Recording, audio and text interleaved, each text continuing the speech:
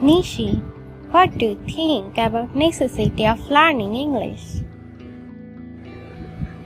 English is an international language. No nation can run without it today.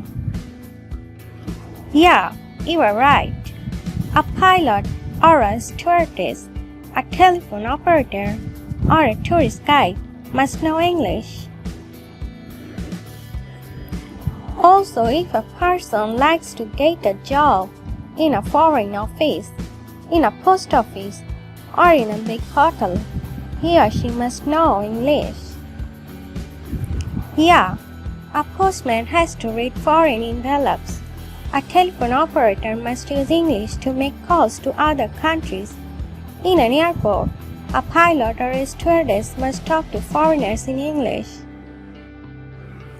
A foreign office cannot function without English-knowing people. Nowadays, all papers and documents in every office are to paper in English. Exactly. If a student wants to get higher education, he must have a sound knowledge in English, because all books in higher classes are published in English and lectures in classes are also given in English. You are right. So, necessity of learning English cannot be ignored in any way. Every one of us should learn English. I totally agree with you. Thanks.